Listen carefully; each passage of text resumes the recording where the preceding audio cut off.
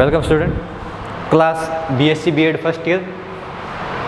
Physics का आपका पहला पेपर है मैकेनिक्स का, जिसका आपने एक वीडियो देख लिया है जड़त्वीय और अजड़त्वीय निर्देश तंत्र, जिसमें आप पढ़ के आए हो। उसके अंदर आपने पढ़ा था निर्देश तंत्र क्या होता है। निर्देश तंत्र एक ऐसा रिलेटिव स्पेस है, एक ऐसी सापेक्षिक समष्टि है जिसके अंदर अपन किसी कण का स्थिति फलन दर्शाते हैं, किसी कण की स्थिति को प्रकट करते हैं। उस स्थिति का समय के सापेक्ष अवकलन करके अपन वेग को बता सकते हैं, त्वरण को बता सकते हैं, संवेग को बता सकते हैं और बल को बता सकते हैं। ये सारी चीज़ आप करके आए हो। उसके बाद जड़त्वीय और अजड़त्वीय निर्देश तंत्र होते क्या है, उनमें फ़र्क क्या होता है। तो जो न्यूटन के पहले नियम का पालन करता है वो तो जड़त्वीय है, और जो न्यूटन के पहले और दूसरे दोनों नियम का पालन नहीं करता वो आपका अजड़त्वीय है। एक में वास्तविक स्थिति प्रेक्षित होती है जड़त्वीय में, और अजड़त्वीय में वास्तविक स्थिति प्रेक्षित नहीं होती। और भी उसके अंदर कोई आपने देखा था, उसके अंदर आपने घूर्णन निर्देश तंत्र पढ़ लिया कि घूर्णन निर्देश तंत्र है वो जड़त्वीय होते हैं क्या अजड़त्वीय होते हैं, तो अपन ने वो भी देखा था। अब उससे आगे आपके पास है अगला जो टॉपिक आपका, वो है निर्देश तंत्र में सदिशों का निरूपण। कि कुछ सदिश होंगे जिनको आपको निर्देश तंत्र में डिफाइन करना होगा कि किस प्रकार उनको शो करते हैं। तो सदिश कौन कौन से, स्थिति सदिश हो गया, वेग सदिश हो गया, विस्थापन सदिश हो गया, त्वरण सदिश हो गया, बल सदिश हो गया और संवेग सदिश हो गया। ये जो आपके क्या है कुछ सदिश है, इनको आपको किसके अंदर निरूपित करके दिखाना है, निर्देश तंत्र में निरूपित करके दिखाना है। तो सबसे पहले जो आपके पास स्थिति सदिश जो सदिश आता है उसका नाम है स्थिति सदिश।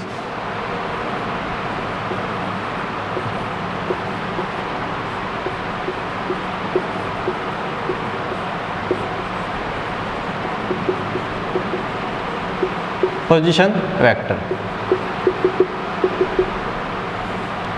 देखिए इसमें क्या होगा, स्थिति सदिश क्या होता है, किसी निर्देश तंत्र में एक ऐसा सदिश जो किसी कण की स्थिति को स्पष्ट करता है, किसी कण की स्थिति को दर्शाता है, वह कौन सा सदिश होता है, स्थिति सदिश होते हैं।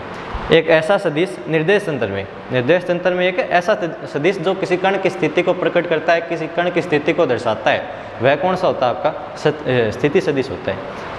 कुछ आपने पहले पढ़ा है कि अगर आपके पास कोई निर्देश तंत्र है और उस निर्देश तंत्र में किसी कण के किसी पी पॉइंट के निर्देशांक x, y, z है, तो उसका स्थिति सदिश आप पढ़ के आए हो कितना होगा, एक्स आई कैप प्लस वाई जे कैप प्लस जेड के कैप।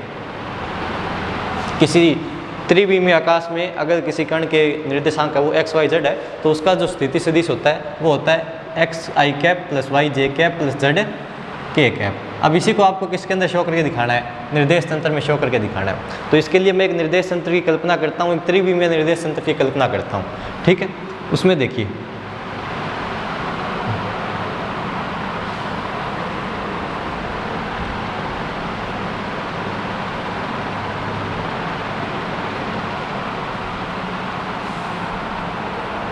ये आपका x अक्ष है, इसको मैं y अक्ष लेता हूँ और इसको क्या देता हूँ, z अक्ष नाम देता हूँ। इसके अंदर एक P बिंदु की कल्पना करनी है, लेकिन किस प्रकार से, देखिए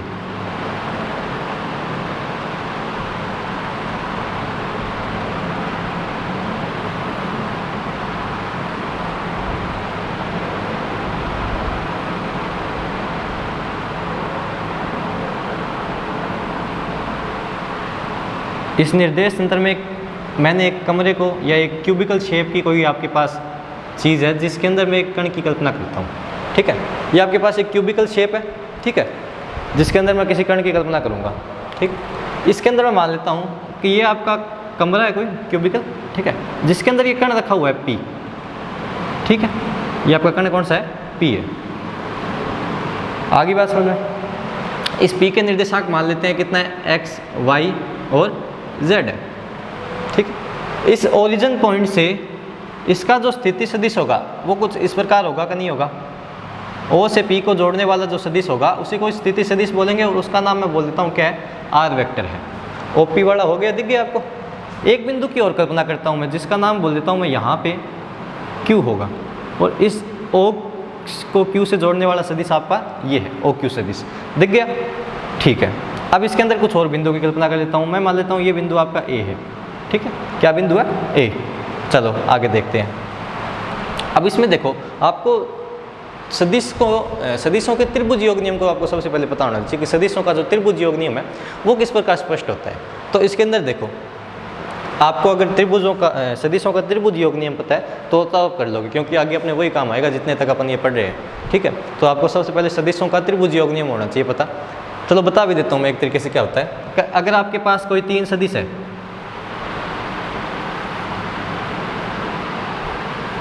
तो इसमें देखो एक सदिश तो ये है ABC।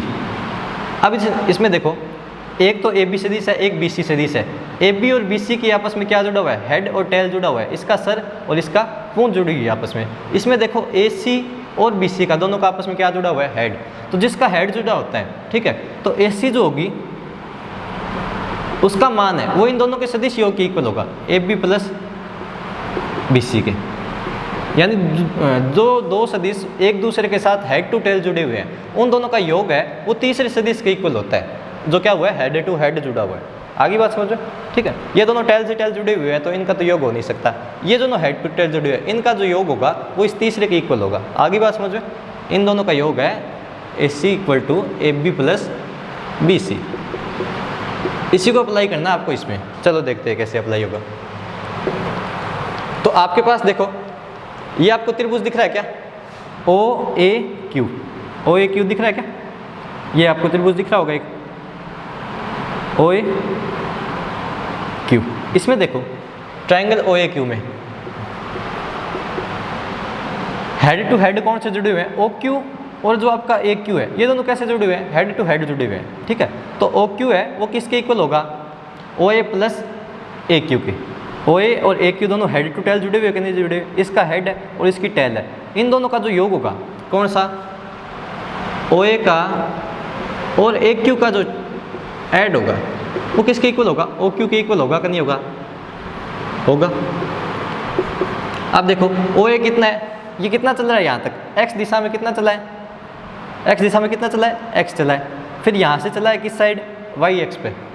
पहले x पे चला कितना, x, फिर कहाँ पे चला, y x पे कितना, y। तो OA कितना होगा, x। अब आप सदिश फॉर्म में ले रहे हो तो किस दिशा में जा रहा है, x दिशा में जा रहा है, तो इसका इकाई सदिश क्या होगा, i कैप। इसका इकाई सदिश क्या होगा, j कैप। और इसका इकाई सदिश क्या होगा, k कैप। x दिशा में ये जा रहा है। देखो एक क्यूब की कल्पना कर रहे हैं अपन, ठीक है। तो इसमें जो बिंदु होंगे, जो दूरियां होंगी, वो आपस में क्या होंगी, एक तरह से समानांतर होंगी, ठीक है। दूरियां ये नहीं होगी कि ज़्यादा होगी। अगर ये x है तो ये भी कितना है अभी, x, ठीक है। ये दूरी भी कितनी होगी, x होगी। तो x कहाँ पे चला है, कौन सी दिशा में चला है, i कैप। फिर कहाँ चला है, y x पे, किस दिशा में, j कैप। तो x i cap plus y j cap किसका स्थिति सदिश हो गया, OQ वेक्टर का। या इसको ऐसे लिख दो, OQ वेक्टर है वो कितना है, x i cap plus y j cap. ये किसका मान आ गया, OQ वेक्टर का मान आ गया। किस नियम से, त्रिभुज सदिश योग नियम से। अब देखो अब एक दूसरे त्रिभुज की कल्पना करते हैं। दूसरे त्रिभुज के अंदर अपन ने देखो एक तो OPQ। OPQ त्रिभुज दिख रहा है क्या आपको, OPQ। ये 3D सिस्टम है जिसके अंदर आपको ये दिख रहा होगा कि ये पूरा त्रिभुज है OPQ। ये क्या आपका एक अलग त्रिभुज है। अब इसमें देखो कौन से हेड से हेड जुड़े हुए हैं और कौन से टेल से टेल जुड़े हुए हैं। किसका सर आपस में जुड़ा है, सर किसका जुड़ा हुआ आपस में, वो देखो आपके पास, ठीक है। अगर ये P तक जाना है, ठीक है, यहाँ से देखो, यहाँ से निकला है सदिश, इसका हेड यहाँ पे है। फिर यहाँ से एक सदिश और निकला, इसका हेड यहाँ पे है। फिर यहाँ से सदिश निकला, इसका हेड यहाँ पे है। इन दोनों के हेड आपस में दिख रहे हैं कि नहीं दिख रहे आपको, ठीक है।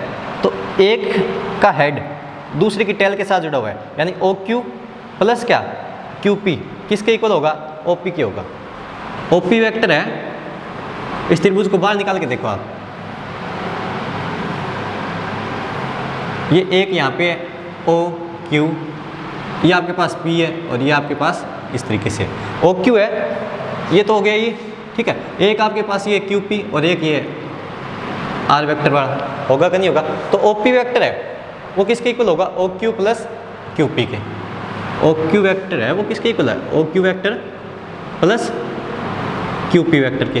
त्रिभुज दिख रहा है आपको, यहाँ से निकाल के वहाँ पे आपने स्पष्ट किया। OP वेक्टर कितना है, R वेक्टर। OP वेक्टर का दूसरा नाम क्या है, R वेक्टर। तो R वेक्टर हो गया ये, ठीक है। OQ वेक्टर अब ये आप निकाल के आए हो, कितना है, x i cap plus y j cap, x i cap plus y j cap. अब देखो QP वेक्टर कितना है, QP वेक्टर आप चल रहे हो इस बिंदु से yz जो आपका XY समतल है उससे आप ऊपर की तरफ जा रहे हो। कितना जा रहे हो, z जा रहे हो, ऊपर की दिशा में चला आपने, कौन से अक्ष के ऊपर, z अक्ष पे। QP वेक्टर देखो कौन सा है, z अक्ष की तरफ जाने वाला वेक्टर है। तो कितनी दूरी चली है, QP से एक्स वाई समतल से, इस एक्स वाई समतल से आपने दूरी तय किया कौन से समतल के, कौन से अक्ष की ओर, जेड अक्ष की ओर, कितनी, जेड। तो आपका जो PQ वेक्टर होगा वो कितना होगा, PQ वेक्टर का मान जेड, ये दूरी कितनी है, जेड, कौन सी दिशा में, के कैप दिशा में। तो साथ में क्या आ गया, जेड के कैप। तो ये किसका स्थिति सदिश हो जाता है अभी आपका, किसी मुक्त आकाश में पड़े किसी भी कण का स्थिति सदिश जिसके निर्देशांक है एक्स वाई जेड। अगर कोई आपके पास मुक्त आकाश में कण पड़ा है जिसके निर्देशांक एक्स वाई जेड है तो उसका स्थिति सदिश ये होता है एक्स आई के प्लस वाई जे के प्लस जेड के कैप। लेकिन अगर आपको इसको गणितीय विश्लेषण करना हो, इसका मैथमेटिकल एनालिसिस करना हो कि इसको स्पष्ट करके दिखाओ कि कैसे होता है, तो देखो आपको क्या करना होगा, एक क्यूब की कल्पना करनी होगी। उस क्यूब के अंदर आपको एक कण लेना होगा P जिसके निर्देशांक एक्स वाई जेड है।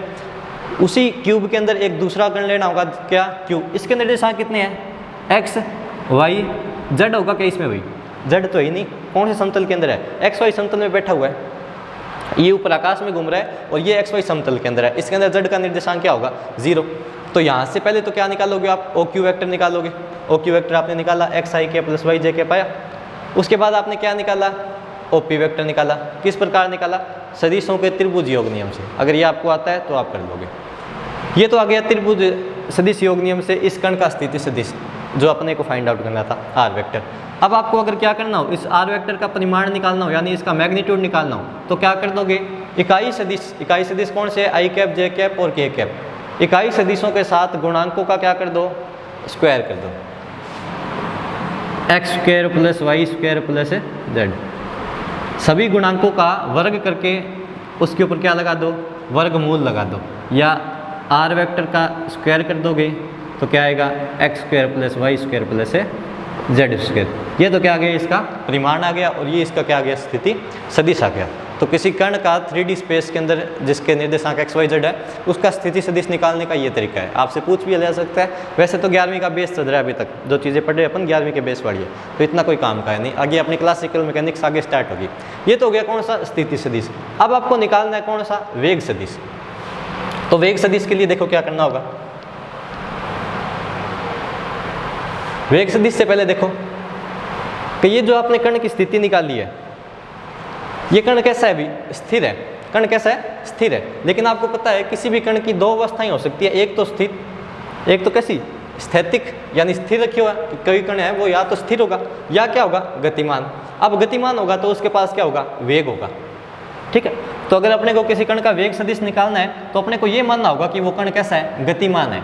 कण कैसा है, गतिमान। इस कंडीशन में आपने देखा कण है वो सिर्फ एक कोने पे रखा हुआ था, P के ऊपर रखा हुआ था, हिल नहीं रहा था वहाँ से। तो इस कंडीशन में तो अपन क्या नहीं निकाल सकते, वेग सदिश नहीं निकाल सकते। वेग सदिश निकालने के लिए अपने को कण को कैसा मानना होगा, गतिमान मानना होगा। और गतिमान जब होगा तो उस कण की स्थिति चेंज होती जाएगी कि नहीं होती जाएगी। जब समय के साथ उसकी स्थिति चेंज होगी तभी तो अपन क्या मानेंगे, वो गतिमान है, तभी अपन उसका वेग सदिश निकाल सकते हैं। तो वेग सदिश निकालने से पहले अपने को पता है कि उस कण की स्थिति टाइम पे चेंज हो रही है। तो वेग सदिश निकालने से पहले आपको क्या निकालना होगा, उसका विस्थापन सदिश निकालना होगा, जिसका दूसरा नाम होता है किसी गतिमान कण का स्थिति सदिश। सेकंड आपका है गतिमान कण का स्थिति सदिश, या इसका दूसरा नाम आप सीधे ही बोल सकते हो क्या, विस्थापन सदिश।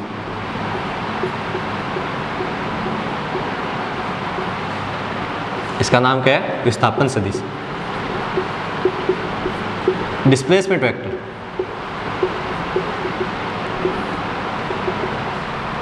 देखिए भी इसमें क्या करना होगा कि एक बिंदु है, ठीक है, जिसकी स्थिति है वो टाइम के साथ चेंज हो रही है। मैं एक स्पेस लेता हूं, सबसे पहले आपको निर्देश तंत्र मानना होगा।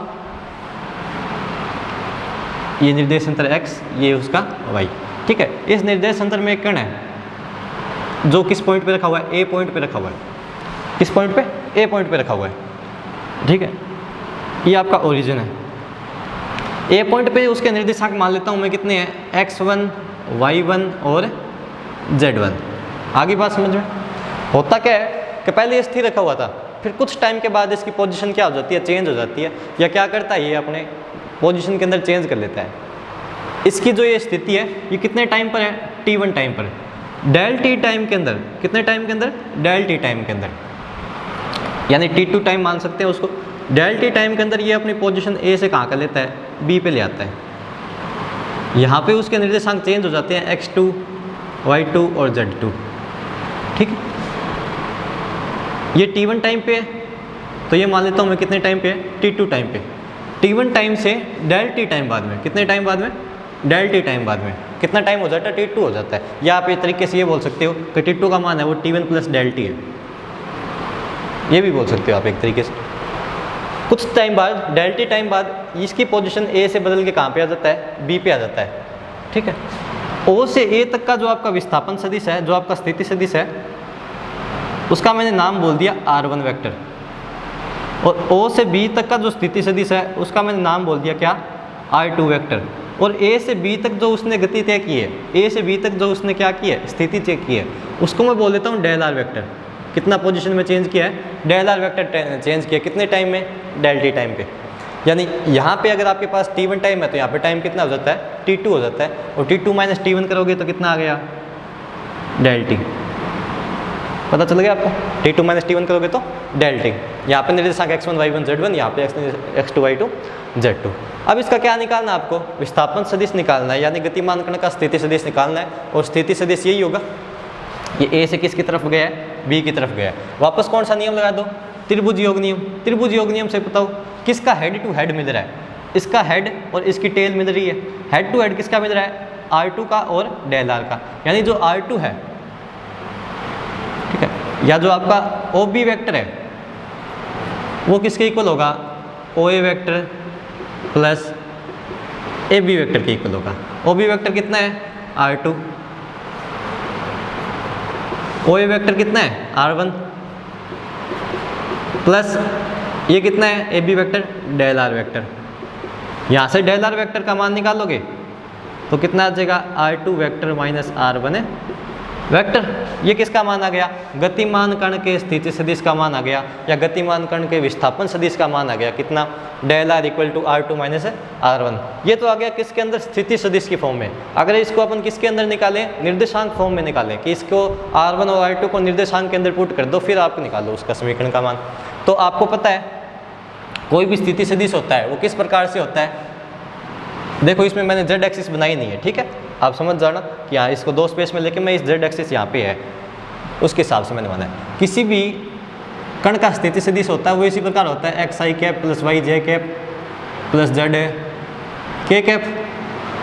ठीक है, तो डेल r है, डेल r के अंदर क्या हो जाएगा, del xi cap del y j cap plus del z k cap. यहाँ पे कौन सा वेक्टर है, r2। r2 के निर्देशांक कितने हैं, x2 y2 z2। तो उसके हिसाब से r2 कितना हो जाएगा, x2 i cap plus y2 j cap plus z2 k cap. Minus में क्या है, r1 वेक्टर, r1 के निर्देशांक कितने हैं, x1 y1 z1।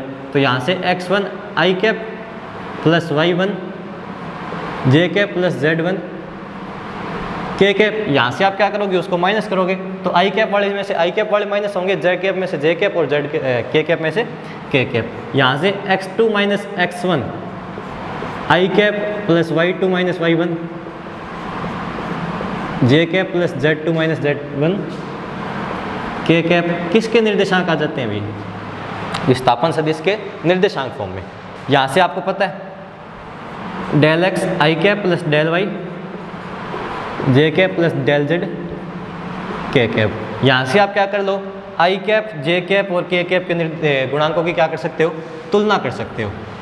तो देखो i कैप j कैप और k कैप के क्या करनी है, गुणांकों की तुलना करनी है। यहाँ से गुणांकों की तुलना करो, डेल x किसके इक्वल आएगा अभी, डेल x i कैप का निर्देशांक, i कैप का गुणांक यहाँ पे क्या है, डेल x, और यहाँ पे क्या है, x2 माइनस x1। तो डेल x का कितना आ गया, x2 माइनस x1। ऐसे ही डेल y का कितना आ जाएगा, y2 माइनस y1। और ऐसे ही डेल z का कितना आ जाएगा, z2 माइनस z1। ये आपके आ जाते हैं निर्देशांक फॉर्म में गतिमान कण के स्थिति सदिश। चलो आगे देखते हैं इससे आगे आपका है वेग सदिश। उससे बाद में क्या है आपका त्वरण सदिश, त्वरण सदिश के बाद में आपका बल सदिश। यहाँ तक हो गया। मेन आपकी ये थी, जो मेन आपकी टर्म है इक्वेशन है वो ये है, ये तो आपको निर्देशांक फॉर्म में दर्शाई गई है। तो एक बार मैं ये मिटा देता हूँ, ठीक है, जो निर्देशांक फॉर्म में है। उससे आगे आपका है वेग सदिश। विस्थापन सदिश की अगर आपको परिभाषा बतानी हो तो परिभाषा क्या होगी भी, किसी निर्देश तंत्र में एक ऐसा सदिश जो किसी गतिमान कण के स्थिति सदिश को दर्शाता है, वह कौन सा होगा, विस्थापन सदिश। अब आगे आपका कौन सा सदिश है, वेग सदिश। वेग सदिश क्या होता है भी, निर्देश तंत्र में एक ऐसा सदिश जो किसी कण के वेग को स्पष्ट करता है, वह वेग सदिश होता है। और वेग सदिश की परिभाषा क्या होती है कि किसी कण की स्थिति में समय के सापेक्ष परिवर्तन क्या कहलाता है, वेग कहलाता है। इसे किससे डिनोट करते हैं, इसे वी वेक्टर से डिनोट करते हैं। किसी कण की स्थिति में समय के सापेक्ष परिवर्तन आना वेग कहलाता है। इसका सिंबल जो होता है वह वी वेक्टर होता है। वी वेक्टर का मान जो होता है वो क्या होता है, वी वेक्टर का फॉर्मूला क्या होता है, अंतिम स्थिति final position minus initial position, अंतिम स्थिति माइनस प्रारंभिक डिवाइडेड बाय अंतिम समय माइनस प्रारंभिक समय। अब इसमें देखो इसकी अंतिम स्थिति कौन सी है, ए से स्टार्ट हुआ और कहाँ पे पहुँच गया, बी पे। तो इसकी अंतिम स्थिति कौन सी है, बी की। और बी का आपका वेक्टर कौन सा है, R2 वेक्टर। बी वेक्टर कौन सा आपका, OB वेक्टर को दर्शाने वाला R2 वेक्टर। तो फाइनल पोजीशन तो इसकी R2 वेक्टर है। प्रारंभिक कौन सी है, A है, तो A को दर्शाने वाला R1 वेक्टर। शुरू में टाइम कितना है, T1, बाद में टाइम कितना हो गया, T2, तो T2 माइनस है T1। शुरू में टाइम कितना था, T1, बाद में कितना हो गया, T2। यहाँ से जब इनको क्या करोगे, अंतर दर्शाओगे, तो बताना R2 माइनस R1 किसके इक्वल है, डेल R के इक्वल है। तो यहाँ पे क्या आ गया, डेल R वेक्टर। यहाँ से बताना T2 माइनस T1 कितना होगा, डेल T होगा कि नहीं होगा। T2 माइनस T1 किसके इक्वल आया, डेल T। तो कितना आ गया, डेल T। किसका मान आ गया, वेग का। वेग का मान कितना आया, डेल R बटे डेल T। और ये जो वेग होता है, इस वेग को बोलते हैं एवरेज वेग। क्या बोलते हैं, औसतन वेग। अगर आपको क्या निकालना हो, तात्क्षणिक, यानी अगर आपके पास डेल T टाइम जो है वो काफ़ी जीरो है, काफ़ी क्या है, छोटा है। एक तो होता है भी आपका औसत वेग, जिसका फॉर्मूला ही होता है। अगर आपको निकालना हो तात्क्षणिक वेग, किसी एक बिंदु के ऊपर वेग, तो आपको क्या मानना पड़ता है, यह जो आपका समय अंतराल है, जो डेल T है, उसका मान काफ़ी कम है, यानी वो किसके अकॉर्डिंग है, जीरो की तरफ टेंड कर रहा है, जीरो की तरफ उसका मान है, डेल T का मान है वो काफ़ी कम है। तो डेल T अगर आप जीरो लो, डेल T की लिमिट कहाँ तक लगाओ, जीरो तक लगाओ। लिमिट डेल T आपकी क्या है, जीरो की तरफ है, तो del R upon del T। तो ये जो आपकी टर्म है, यही जो आपकी टर्म है, ये किस में चेंज हो जाती है, इधर लिख रहा हूँ भी मैं। यही जो आपकी टर्म है, ये पहले एवरेज थी, तो अब किस में चेंज हो जाती है, इंस्टेंटेनियस में चेंज हो जाती है। और वहाँ पे क्या बदल जाता है, dr बाई dt। इसे बोलते हैं अवकलज समीकरण, किसकी, वेग की। वेग की अवकलज समीकरण।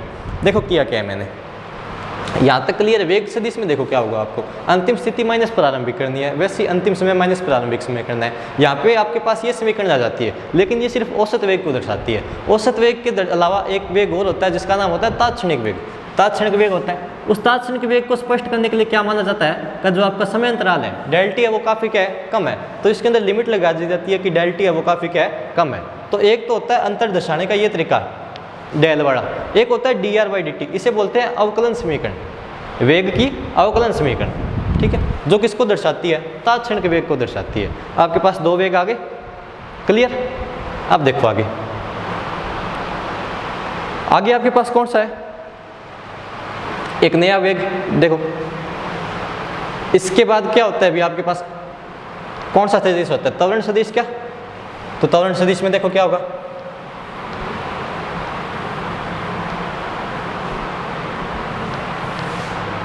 एक होता है आपके पास त्वरण सदिश, ऐसा सदिश जो किसी निर्देश तंत्र में किसी कण के त्वरण को स्पष्ट करे, उसे त्वरण सदिश कहते हैं। इसका सिंबल जो होता है वो या तो स्मॉल a लिखा होता है, या कहीं कहीं आपको स्मॉल f से भी लिखा हुआ मिल जाएगा। स्मॉल f वेक्टर भी आपको कई बुक में मिल जाएगा। जो स्मॉल a या स्मॉल f वेक्टर जो होता है, जो आपका त्वरण सदिश होता है, वह किसके इक्वल होता है। त्वरण की अगर अपन परिभाषा पे जाएं तो त्वरण क्या होता है, किसी कण के वेग में समय के सापेक्ष परिवर्तन होना, या वेग में परिवर्तन की दर क्या कहलाता है, त्वरण कहलाता है। निर्देश तंत्र में अगर किसी कण के वेग में समय के सापेक्ष परिवर्तन हो रहा है तो वहाँ पे त्वरण उत्पन्न होता है। उस त्वरण को किससे डिनोट करते हैं? ए या स्मॉल f से डिनोट करते हैं।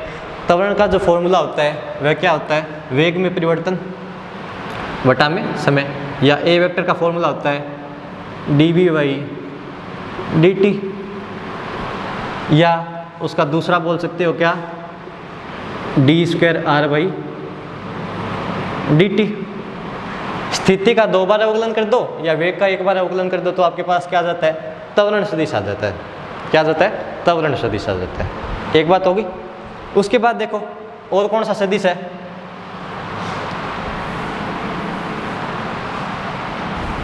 v तात्क्षणिक dr/, यहाँ से v को आप यहाँ पे रख दो, ये हो जाता है त्वरण सदिश। उसके बाद आता है आपका कौन सा? बल सदिश। निर्देश तंत्र में एक ऐसा सदिश जो किसी कण के ऊपर लगने वाले कुल बल को दर्शाता है उसे बल सदिश कहते हैं। बल सदिश का मान कण के त्वरण को उसके द्रव्यमान से गुणा करवा के प्राप्त हो सकता है। अगर किसी कण के त्वरण को उसके द्रव्यमान से गुणा कर दिया जाए न्यूटन के दूसरे लॉ के अकॉर्डिंग, न्यूटन के द्वितीय अभिक्रिय के अनुसार, दूसरे नियम के अनुसार, अगर किसी कण के त्वरण को उसके द्रव्यमान से गुणा करवा दिया जाए तो उस पर लगने वाला कुल बल प्राप्त किया जा सकता है। यानी F = ma, इसे कैपिटल F से डिनोट करते हैं। F = क्या होता है? ma वेक्टर होता है, जहाँ पे a आपका त्वरण को शो करता है। a का मान जो होता है क्या होता है? अभी आपने निकाला dv/dt या d²/dt, तो d²r/dt, या क्या होता है? m dv/dt। आगे बात समझो, ये कहलाता है उसका बल सदिश। उसके अलावा और निकालना चाहो तो संवेग सदिश। संवेग सदिश क्या होता है? एक ऐसा सदिश, इसको मिटा देता हूँ मैं एक बार, या ऊपर लिख लेते हैं। एक कौन सा होता है? संवेग सदिश। ऐसा सदिश निर्देश तंत्र में, ऐसा सदिश जो किसी कण के संवेग को प्रकट करता है, संवेग सदिश होता है। इसका जो सिंबल होता है, इसका जो आपके पास प्रतीक चिन्ह होता है वह P होता है। P जो है वो कैसे निकाला जाता है? P की परिभाषा क्या होती है कि अगर किसी कण के वेग को किसके साथ मल्टीप्लाई कर दिया जाए? उसके द्रव्यमान के साथ गुणा कर दिया जाए। अगर किसी कण के वेग को उसके द्रव्यमान के साथ गुणा करवा दिया जाए तो उस कण का संवेग प्राप्त हो जाता है। तो आपके पास फॉर्मूला होता है P = mv वेक्टर। m आपके पास है, v वेक्टर आपके पास कितना है? dr/dt, तो dr/dt। ये हो गया आपका निर्देश तंत्र में सदिशों का निरूपण। जितने सदिश आपके पास सारे अपन ने कर लिए, जितने भी आपके पास हो सकते हैं, जितने भी आपके पास केस बन सकते हैं, सारे अपन ने कर लिए। ठीक है, इनको इस प्रकार से शो किया जा सकता है। 11वीं का बेस चल रहा है, अभी इसमें कुछ इंपॉर्टेंट है नहीं। आगे आपका अगला लेक्चर जो होगा वो प्योर क्लासिकल मैकेनिक्स स्टार्ट हो जाएगी उसके अंदर आपकी। अभी तक यहीं पे आपके पास, अगली क्लास में अपन करेंगे क्लासिकल